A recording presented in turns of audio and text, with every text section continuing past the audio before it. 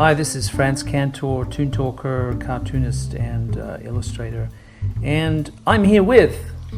Jim Bridges, and I'm the president of the Australian Cartoon Museum, and today we're doing the R.Crumb coffee table art book. Hey! Crumb's whole career, from shack to chateau. Yep, let's read that line. Crumb's whole career from shack to chateau, which means what? Basically, he's in France now. Yeah. In a chateau.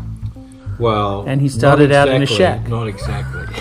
Not exactly. This is published by Black Bay Books, and it's pretty extensive actually. I'm very excited about this book. This is a very important artist, comic artist. Well, probably one of the, I would say, probably one of the three major artists of the last century. Yep. And not just because he's an undergrounder, because he went further with his art, with the comic art form than anybody else has. Edited and designed by Peter Podlaski.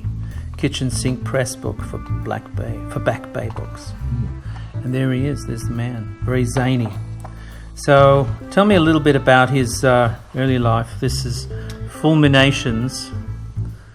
He's a... Well, he's autobiographical. Yeah, very autobiographical. He's brought up by nuns, Catholic guilt, comics, the 50s, but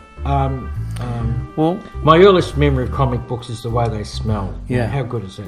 Well, that's a childhood memory, isn't it? I mean, that's what we get from a comic book. It's we invest so much of our life. Do you remember how much what they smelled like when? I do. They don't smell like that anymore. They smell like moldy paper. It's different paper. No, the new comics are... Well, even the old comics. Upmarket. I can hardly smell the ink on my old stuff. Yeah. But this is example of his reveries, his little Bobby Crumb and his brother drawings. Chuck, a couple of comic book wimps. Come on, you guys, let's go and toss the old pigskin around. Nah, I don't feel like it, Dad. We're reading comics. There they are. And these are some of the comics that he read. Yeah, Pogo, Crazy Comics, Paul Terry's comics from Terry Toons. Pogo later on. Yeah, this is a great Heckle and Jekyll. So these are comics from the 1940s. And of course, little funny animal comics, as they were called, was popular in the 40s and 50s. This is a book he did with his brother in 1952, and later on in 1970, he redid it. He redid it as a homage to his brother and to the stuff that they used to love. Yeah, the genre they loved. Yeah. So there's this book is actually great. They're very, very small. You can't see it very well. But the that's that page. The original page is over there in small. And they're sticking to most of it. They're sticking to most of it. Yeah. Yeah. Well, even then at a young age, they knew about the language of comics. Yeah. So the sequential medium was very well known by kids. It's in the blood. And that's quite a long story for a little kid. It is. It's an amazing little story, actually. Yeah, it holds up. Yeah. Today. Yeah. It's really fun. Really fun.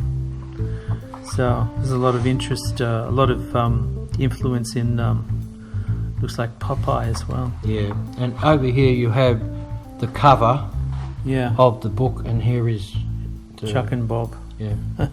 A Dell publication. Yeah, he obviously wanted to be in Dell. Treasure Island, they were both obsessed with Treasure Island, and his brother in particular, who actually got him to, who bullied him into doing comics. And he was obsessed with this, and he was obsessed with little Bobby Crystal, who played the shape of the TV. Yeah, well, they were that shape. Yeah, sort of a lens on the world. I consider the best of American media of the old days to be classical education by today's standards. That's one of his influence. That's Thomas Nast. That's a drawing of the Tammany Tiger. And here he is eating his biscuit, his cereal, checking out the cartoons on the side. On the back of the box. As we all did. Yep. And of course, all his stuff is autobiographical. Yeah, so it's semi-autobiographical. They're kind of they reflect a lot of his goings on inside his head as well. Yeah. So it's not just the physical world, but the emotional world. So this is what he fear. Teenage angst. Yeah. He does it better than anybody else. Yes. And here he is. He's turned her into a saint. Yeah. She's so pretty and pure. Yeah. And of course, here he is struggling. Yeah. and going into the 60s era. So it's and very kind of quickly like he became another LSD casualty. yeah. Wow. The end. And this is other influence. That looks like it's a Jack Davis drawing. Yeah. And Mad and Basil Wolverton. I'd seen the first issue of Mad Comics in the newsstand. I remember being bewildered by it. It's Melvin. What does that mean? Well, Melvin obviously was one of the characters. That was on the cover. Harvey Kurtzman. Harvey Kurtzman did a cover with Melvin. Yeah. Ode to Harvey Kurtzman. Ode to Harvey Kurtzman by R.Crumb, 1989. So, you know, a lot of the energy that R.Crumb has in his work is obviously influenced by Harvey Kurtzman. Yes. And this is an homage to it. So, and here he actually meets the great man and kisses him, and then here he is struggling, trying to be a professional. I give up. How do they do it? I'll never be a pro. Yeah. So this is quite a telling thing. All artists struggle with their creativity and whether they're good enough, etc. Yeah. So, I mean, this is undeniably a great talent. You know, R.Crumb. This is some of his earlier greeting cards. Yeah, he worked in Cleveland, and there he is there, working on the greeting cards, and this is playing his music. He met people who like 78s, and of course, his music is from the 30s and 40s in particular. Yeah, he liked that genre. And although he was hanging out with the hippies and all the psychedelic rock, he couldn't stand it.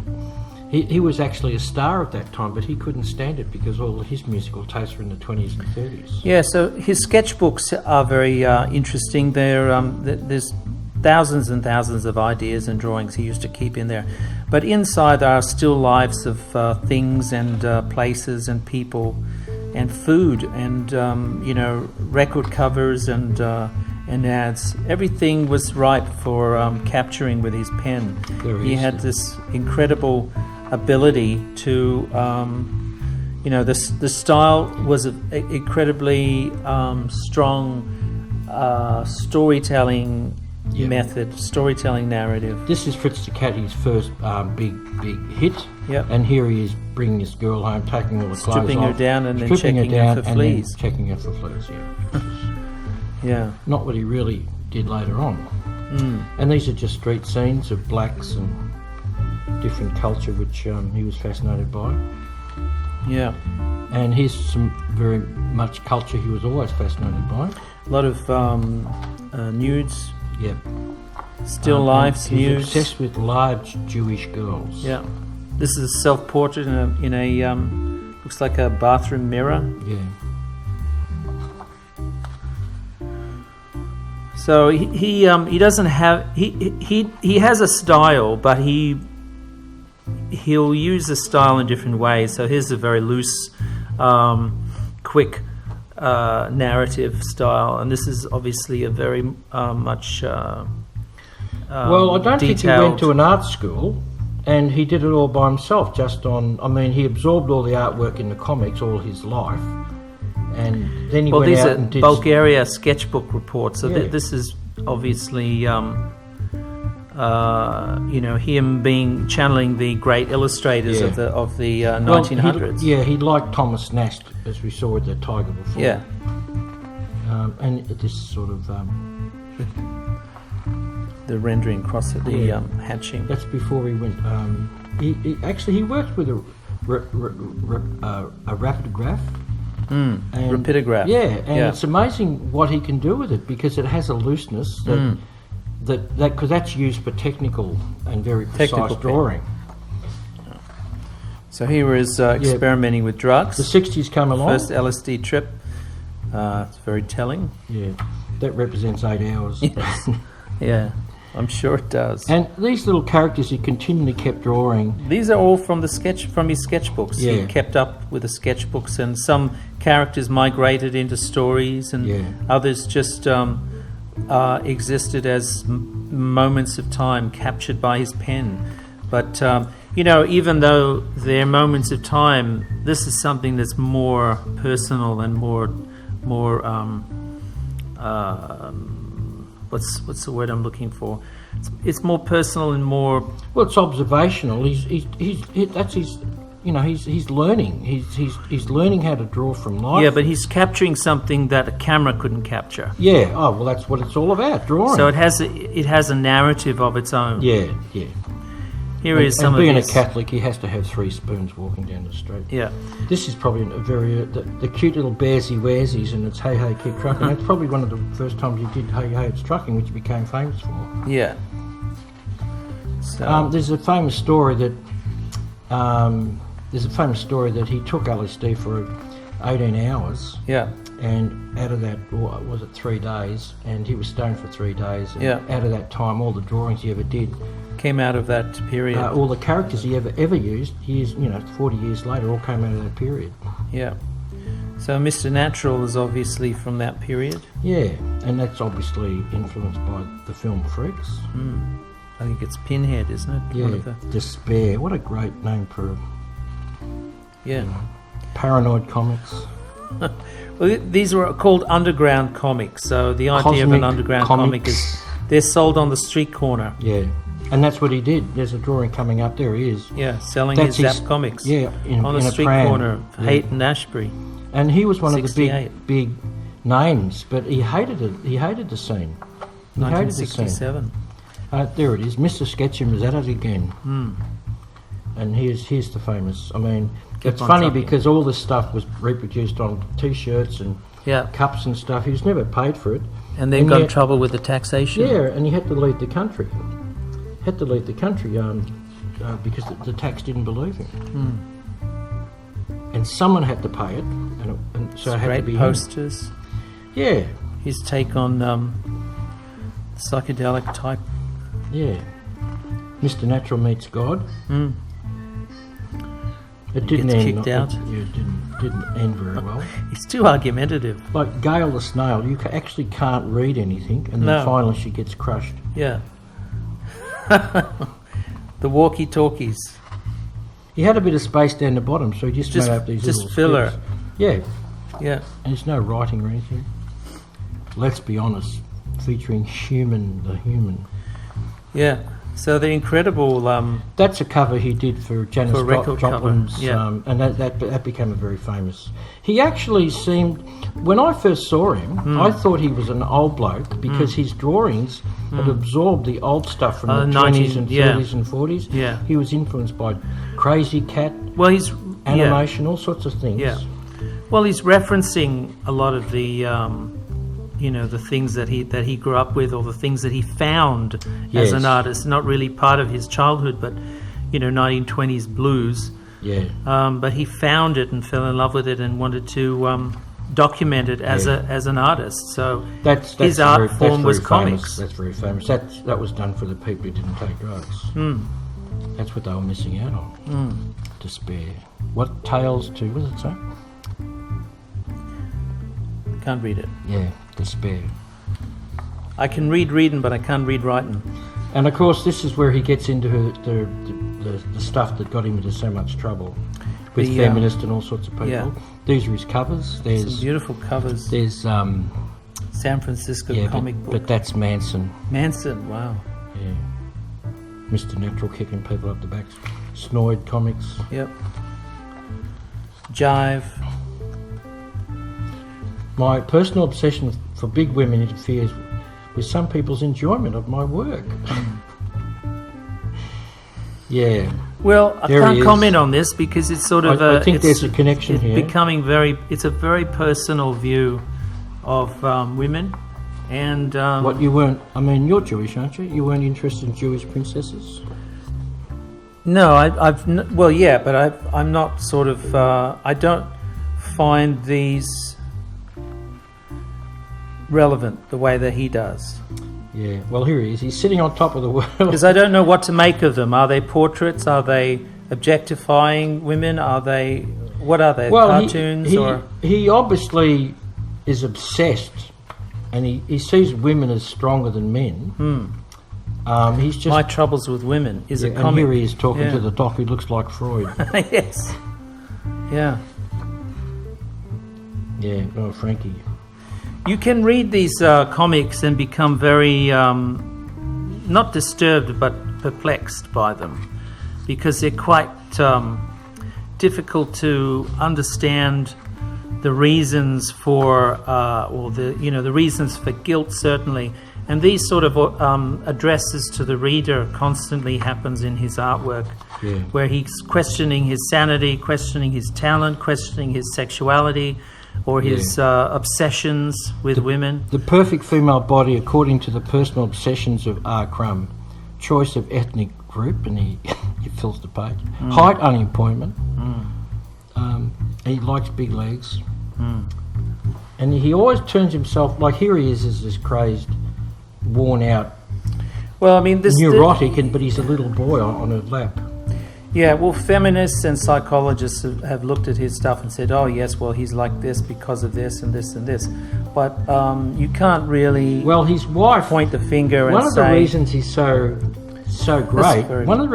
great, his wife says he doesn't have a lid on his head. And that's why he can actually... that's Aline Pominski. Yeah, there she is. This is a beautiful portrait. I love his portraits of Aline, both clothed and unclothed, in his sketchbooks. This is one of the great comics of all time. Aline and Bob's Dirty Laundry comics. They actually talk about their relationship. He draws himself, she draws herself. Yeah. And they also swap. They swap roles. Yeah, and it's pretty interesting because they did, I think, 4 of them, and they published them all. And then got divorced. But they're still together. Right. That's beautiful. Well, Dirty Laundry. Is like airing, issues and things. And I think it's one of the most honest comics I've ever read in my life. He called it The Bunch. Big Baby Bunch. Yeah, don't understand. The 70s was a burnout decade. The big party was over. Yeah. Wow. And this is where these are all other underground artists, and they used to do these sessions where they do one comic, one page, and they'd all draw it. Right. At once. Right. Rob T. Williams. Yeah. Victor Moscosco. Yeah. S. Clay Wilson. So these are all big names in the underground comics business. But I mean, he's acknowledged as the greatest underground cartoonist who ever lived. Yeah. Yeah. And he's more than that. He hates. Yeah, I know. He's much more than that. He's universal. Yeah. He's universal, and Baby Blues. He's gone further than anybody else. Yeah. And he does. Everybody has a problem with Crumb, one way or another. He, has a problem with him. Yeah. This is a story about a baked bean. Yeah, Crybaby Blues. So Frosty the Snowman and his friends. This is kind of like a streetwise Frosty the Snowman years later. So this is typical of his stuff, is taking the tropes from the 1940s and 50s, you see, these aren't turning them into these snowballs, these are bombs. Yes. So turning them into quite hard-edged stories and tales that have also comedic elements of slapstick and mock violence and things. So it starts out innocent and then quickly develops into something that's very confronting. And of course, this is why I don't know why he does this. He's exploring or teasing us with the idea of a 1940s or 50s trope, funny animals or Frosty the Snowman, and then having these more it's a form of satire, adult-style adventures. He's taking Frosty out of context. It's interesting. It's a very interesting idea. I've seen it done by by a lot of people. I guess Ren and Stimpy would be a good analogy of something that kind of sort of looks like an old-timey family. Really, the graphics really experience the madness of the times. Yeah, he's a good thermometer of the period. He can tell you the temperature of what's happening. But it also his psychological temperature and his approach to these things. Woke up in the middle of the night. I mean, it's the beginning of a blues nightmare song. So, one night I dreamt that I had a talk with Mao Zedong, the father of Chinese communism. And what did he say? Later on, I found out that Mao had died that very night. Wow. It's a miracle. Yes. Did he kill him in the dream? No. No. And this is one of these self-reflective things, you know. And here he is. This is the little guy that lives inside my brain. It's a wonderful drawing. Yeah. This is one of his self-portraits. Keep an eye on this Mirror, page. mirror on the wall, who's the greatest artist of all? Yeah. So he gets more and more angry. An expression I make a lot. This is an expression he makes a lot. Here he is thinking about money, sex, music, power, religion, Jewishness. It's just... So when you look at stuff like this, right, you think, I think of the famous painting of Norman Rockwell when he did the Saturday Evening Post. The idea is he ran out of ideas and painted himself scratching his head thinking of an idea for a Saturday Evening Post cover, and that was his idea. So it's the famous story about nothing. But the idea, I guess, of an artist writing a cartoon about what he's thinking about as an artist is a very interesting concept, because it's taking the idea of a diary and then putting it into a more concrete form of a graphic novel. Are you saying that Crumb invented the me generation? Yes. What a jerk. Yeah. I don't know if it's... Mr. Sicko's diary. See, this go back to the... So it's the idea of me... This could be the first panel in an EC comic. Yeah. Yeah. But it's something about the mind. Existentialist. Yeah. Deeply existentialist. Yeah, with very strong influences by Kurtzman. Yeah. So he talks about religion and all sorts of stuff. Yep. The brain. Yeah. Well, he doesn't say the end, he just says amen. Amen. You know, so it's an extremely harrowing experience seeing these things happen to him inside his head, you know, and that's why it's sort of a bittersweet read, a lot of his comics, because it's sort of like you don't know whether you feel angry with him or feel, you know, angry with him for wasting time worrying about his art and worrying about guilt and stuff like that. But you're challenged. Or whether you feel still challenged. You're still his challenged. Work is challenged. Yeah, but you also feel a little bit sorry for him as well. Oh yeah. But I mean, it's the honesty. But just the goes thing further. that comes through more than anything else is his talent. Yeah, but he goes further than anybody else. Yeah, he goes further than anybody else, and that's why he's great. When was this done? This is kind of like a Mike Wazowski. 1974. Wow. Monsters Inc. Monsters Inc. Yeah. Incredible. Huh. It's a great panel. Yep. And of course his great love of life is also music, and this is 30s and 40s and the blues, and he loves his 78s. He's got thousands of them. You'll see a lot of these beautiful portraits and he celebrates the references music to old ads and things in his sketchbook. He'll actually draw up an ad, an old ad. Yeah. And make-up ads. Yeah. And this is explore typography as well of the deep period. Nostalgia. And this is a story about I think it's Robert Johnson. I'm not sure, but a black musician gets ripped off by white businessmen. Yeah, nice tram. Yeah. Where has it all gone? All the beautiful music of our grandparents. And here he is, this new guy, and he hates modern life. He can't stand listening to loud music and the sort of the attitude of youth and punks stuff. In the 90s. He's an old fart, big time. He wants the nostalgic time of the Brugalian medieval when people made music. This is really an attack on the music industry and how they make money out of it. Well, his idea of the music industry doesn't reflect his tastes. Just can't stand this. Yeah. But me you do. Men you do. Yeah. And he's just a classic nerd. That's him and his wife. Yeah. He's a funny guy. He is definitely a weirdo. But, he's an extremely talented weirdo. I mean, this talent is undeniable. His documentary... He's a documentarian with a pen with a lot of his his work. Beautiful stuff. So So 7 principles of a good artist: concentration, study, diligence, observation, patience, integrity, willingness to work. Wishing won't make it happen. This is more this is hard work. It's more of a reminder to him. Notice he's a left-hander. Yeah. It's a beautiful drawing. Well, he has many in his sketchbooks. He's got many drawings of his right hand. So that's a telling thing that he's left-handed. It's beautiful. You know, the penmanship in these illustrations is extraordinary. It's loose where it needs to be and tight where it needs to be. And also, it's not just like that's a great record of what he's looking at. Yeah. But he's added. It also tells stories. He's added age with it as well. Yeah.